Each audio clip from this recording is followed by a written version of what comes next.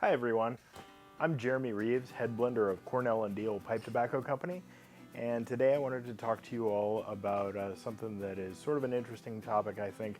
That is the idea of flavoring in pipe tobacco and really what the differences are between casing and topping. A lot of people in the pipe hobby have really sort of hard and fast ideas about the use of flavoring in pipe tobacco. And in the discussion, a lot of times you'll hear people use terms casing or topping, and many times they're really misusing the term, almost as though they're interchangeable terms or synonymous terms. But really, casing and topping are two very different approaches to addressing the flavor of a blend, and they're really used to very different purposes. So we're going to look a little bit more in depth on that. Okay, so first let's talk about casing.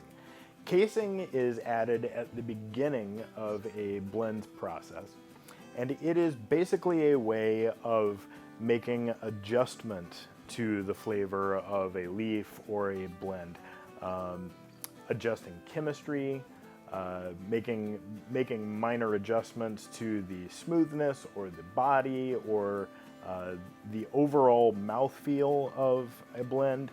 Casing is really for fine-tuning flavor and making subtle overall sort of improvements to the way that a blend performs.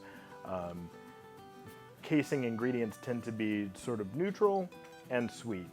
So sugar is very common: white sugar, brown sugar, invert sugar, honey, molasses, but you may also find real vanilla, anise, or licorice, things like that used in casing, and then alcohol will be used as a carrier because alcohol can penetrate more deeply into the tobacco and carry these flavors with it, but then because of its lower boiling point, the alcohol evaporates very quickly, and what you're left behind with is something that the smoker may not recognize as having a casing on it, though they would certainly taste the difference if you removed the casing and then give that same blend to them. So that in a nutshell is what casing is all about. So next we're going to talk about topping. Topping, on the other hand, is more overt. It is going to be a more pronounced, very much more noticeable flavor that is added at the end of a blend's process. The term topping or top note refers to it being sort of the top or prominent flavor and aroma of a blend. So let's say we're talking about a blend called Cherry Cavendish or Vanilla Cavendish or Chocolate Cavendish or these kinds of things. Those are the types of flavorings that are used in these sort of traditionally regarded as aromatic tobaccos. So casing more subtle, topping really not subtle.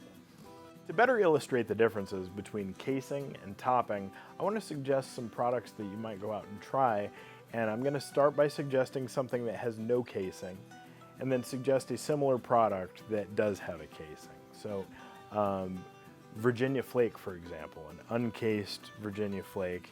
By comparison, you might check out Manhattan Afternoon, which has a honey casing to it. Or you might check out Opening Night, another uncased Virginia Flake type tobacco, and then Derringer, which does just have a sugar casing. Or you might try GLP's Stratford, which is an uncased Virginia Perique blend. And then you could check out Montgomery, which is a cased Virginia and dark-fired blend. And it's cased with sugar and a little bit of vanilla, and it's quite subtle.